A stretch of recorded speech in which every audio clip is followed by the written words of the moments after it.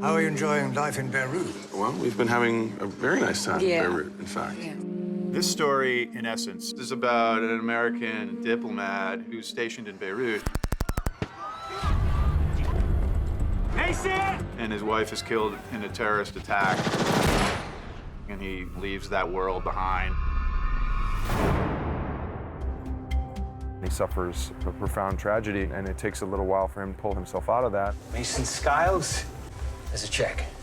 $6,500 and a first-class ticket. I wouldn't go back to Beirut if it was the last place on Earth. It's a serious request, Mason. They know that. Tell them I don't have a passport. They put one in there with the ticket. Who's been completely devastated by his experience in Beirut, who is then pulled back against his will by the CIA. So he returns to this wrecked city. He himself is a wrecked soul. Maybe one of you could tell me what I'm doing here. 3 nights ago, an American was pulled off the street in West Beirut. They have the guy they want to talk. They want you to broker the deal. They asked for you specifically. Your friend Cal, he's the hostage.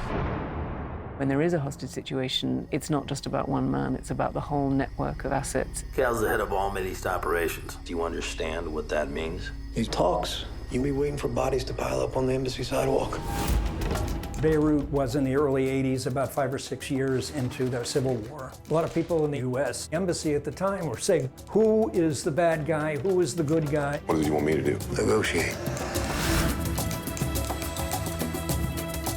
Beirut's changed quite a bit in the past 10 years, you'll find, Mrs. Skiles. We wrote Born Ultimatum here in Morocco, and I realized it was the perfect place to recreate Beirut in the 1980s. In the movie, the urban stuff looked very much like Beirut during the Civil War. It looked very realistic.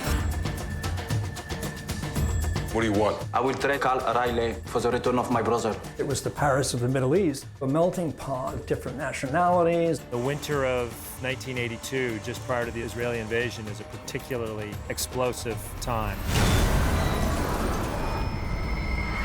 Give us the green light. We could clear this place out. And give Israel the keys to the city? Really, the thing that I responded to most just about the script in general was that it's a kind of movie that doesn't really get made that much anymore. The smart adult film, a kind of international spy story. It's like a massive chess game with some very serious consequences. 2,000 years of revenge, vendetta, murder. Welcome to Beirut.